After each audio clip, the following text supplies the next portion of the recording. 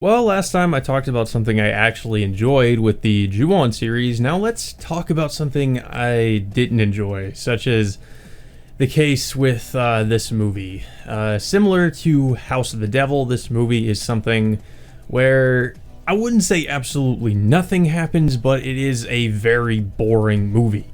And it's a shame because this is done by a director I actually enjoy, that being Mike Flanagan. I've enjoyed Mike Flanagan's work in the Doctor Sleep movie and in Oculus, and I think he did the movie Hush too, which was another really good movie. It's a Netflix movie, I think. So if you guys haven't seen that one, you should definitely check it out. And he also did Ouija: Origin of Evil. He's done a lot of, and also Haunting of Hill House. He's done some really good stuff, and I liked everything he's done, but I actually did not really like this. But this was also Mike Flanagan's first movie, so I feel like I should cut him some slack because pretty much any director's first movie is really going to be not so good compared to their later efforts. Such is the case here. This is Absentia, Mike Flanagan's, I believe, first movie. Absentia is basically about a woman going to visit her sister, who happens to be pregnant, and her husband has also been missing for, I believe they say in the film, and I'm pretty sure they said 7 years. Now this already brings up a weird plot hole that I really didn't think about after I first saw the movie. This woman is pregnant. Who impregnated her? Because clearly it was not her husband, who has been missing and declared quote-unquote in absentia, which apparently means, you're missing and not necessarily considered dead, but you've been missing for a long time. I think that's what that means. It's like a Latin phrase, but that's basically what her husband is. So it's not his kid, at least is what I'm assuming. And we do find out later that one of the detectives that's been investigating her husband being missing is in a relationship with her, and that's pretty obvious because it's pretty obvious, and even before that's revealed, that that he has some kind of relationship with her or something because of the way he talks to her and the way he acts. So yeah, basically this woman is visiting her sister and living with her for a while. Apparently they had some falling out in the past, and her sister was addicted to, I believe, heroin or something, like hard drugs, and she's been, I guess, rehabilitated, and now she's basically supposedly clean again.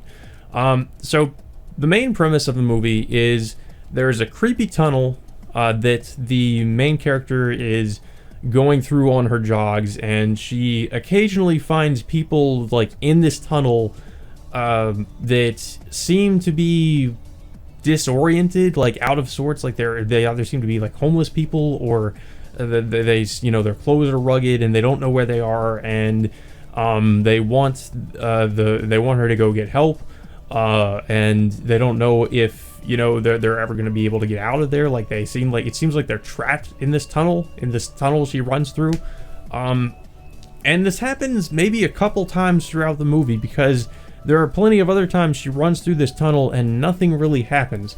You're spending a good majority of this movie expecting stuff, a lot of stuff to happen, and we really just kind of get teased throughout the whole movie. We get we get ghosts, the ghost of this woman's husband kind of showing up every now and again just to kind of scare you, but it's just, to me, I was just it's kind of creepy, but it doesn't really scare me. And that's really it. His ghost shows up every now and again, and this woman, the main character, is running through this creepy tunnel, and the creepy tunnel supposedly takes people because their items that have belonged to these people will show up on the doorstep to her sister's apartment, and she will find out that there are relatives of the people who have disappeared in this tunnel, who have been waiting for them to come back, because there is somebody who is a relative of the person that the main character interacts with one of the few times she goes through the tunnel, that she talks to, and we find out that he's later in the movie that they're related. But unfortunately, and that was one of the more interesting aspects of the movie. I wanted to know more about this creepy tunnel and what it's doing and why it's taking these people, and I already knew that this had something to do, it's not much of a spoiler, already knew it had something to do with her husband's disappearance. Sure enough, it does. Later on, we find out that it does, and that it's also been, later in the movie, it's been taking other people and has been doing this for years and years and years, which is really interesting. However, a majority of the movie consists of family drama, mostly between these two sisters kind of bickering at each other, or just trying to get along again after having been estranged, I suppose, for a while after, I guess, her sister's drug addiction, and just trying to start a relationship again. And then that relationship kind of eventually falling apart again, and it was really more about that. And then when the husband comes back, things get kind of weird between her and her boyfriend, because of course he comes back right as they're about to go on their first date and acknowledge that they have feelings for each other, and it's just it feels more like a drama movie with horror elements mixed in, because like I said, we don't really get much exposition on this creepy tunnel until near the end of the movie, and we don't actually see the entity that is taking people and putting them in this weird tunnel, and for whatever reason they're trapped in there until near the end of the movie. And we just don't really get any explanation as to what this thing is, what it wants, what it's trying to do. Nothing like that, really. It's just we get nothing. And I'm fine with a little bit of mystery in horror movies. I'm fine with some things being ambiguous. I think that there are a lot of things that should be ambiguous in horror movies. I think that a lot of our questions should remain unanswered. I think it's creepier that way. I feel like, for the most part, some things tend to get ruined when you start to explain how certain things work. But a little bit of an explanation as to what the hell this thing even is, and why it's here, and what it wants, it would be, just at least give us something, because as it is, we don't know what this thing is, and I mean, maybe that's the point, but I don't know. We have no idea what the hell this thing even is, and why it's taking people, and where they even go. Why are they even stuck in this tunnel? Why can't they get out? Why can't they leave? Where are they? We don't know. So another thing too is the music in this. There's not really much music of a soundtrack to speak of, and the soundtrack that is there is actually fairly annoying, because a lot of the track actually plays quite a bit, and it starts to grate on you after a while. And this is an hour and a half movie. So first of all, okay, so the soundtrack is not very good. The acting is okay. I try to excuse a lot of it because it is his first movie. But the acting, it could have been better. Camera work, pretty amateurish. Camera shakes sometimes, it's not... there are things I feel like they could have done to make the camera at least a little bit more steady. So it's, you can tell somebody's holding the camera, shaking it around. It's pretty amateur, which is understandable. I won't get on him too much for that. But yeah, the movie also, speaking of the length, the movie does not need to be this long. This is an hour and a half movie.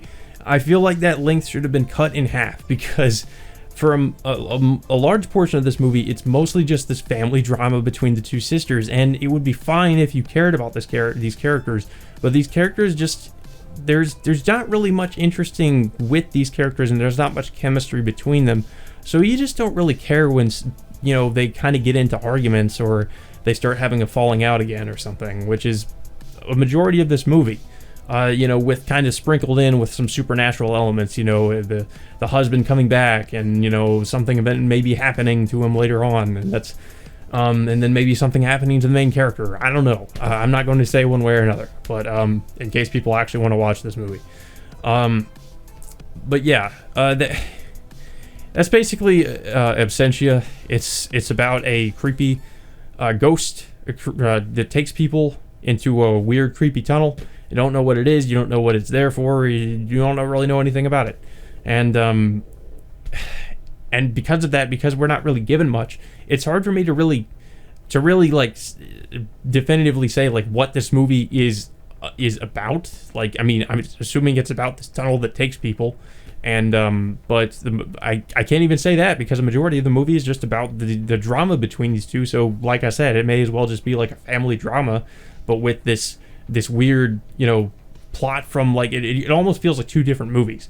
One movie is these two sisters having an argument, or just trying to get along again after years being apart, and then kind of arguing with each other and having another falling out. And then there's another movie where it's like kind of this weird cosmic horror, movie, which I would have liked if it focused more on that, but it kind of comes into this other movie, and then it kind of becomes this mess of like these two different movies, like trying to fight.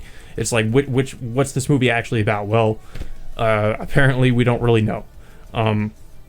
But I feel like this kind of thing was actually done better in Mike Flanagan's. I think this might have been his next movie, Oculus. That was actually a good movie. I actually enjoyed that movie because it actually did the same kind of thing as this movie tried to do, where it had a supernatural element, and it also had like this family drama. Same thing with Haunting of Hill House, actually. But it implemented the supernatural aspect really well into the family drama, because because the reason why the family was this tragedy with the family was happening was due to this supernatural thing, this supernatural presence in their house. I mean, I would say that is kind of the case here too, but there's much more focus put on one thing than the other. With Oculus, it's more evenly spread out. So that's really my main criticism with this movie. And I want to like this movie. Like, I really wanted to like it when I watched it, but I can't say it was that good, and I cannot really recommend it. Like, maybe if you're a really big fan of Mike Flanagan's stuff, which I really am. Like, I like a lot of the other things he's done, but his first movie, I really would say it's best if you skip it. If you're really curious, then, and you've got some time to kill, go ahead, watch it. But I'm going to tell you right now, you're kind of going to feel like your time has been wasted after watching this movie, because it's not until the climax and the latter half of the movie until the horror aspect of the movie actually just comes in more, because for the most part, like I said, just family drama and some sprinkling of horror. And it's not until the end, until there actually is a lot of stuff that happens. So, I mean, I would say it's at least better. Like, I enjoyed myself more watching this movie than House of the Devil. So because of that, overall, I'm going to have to give this one a 5. I think I give House of the Devil a 4, maybe. This is a 5. It's only a little bit better than House of the Devil. And I hate to say that because I do like Mike Flanagan as a director, so I really hate to give something he's done this score.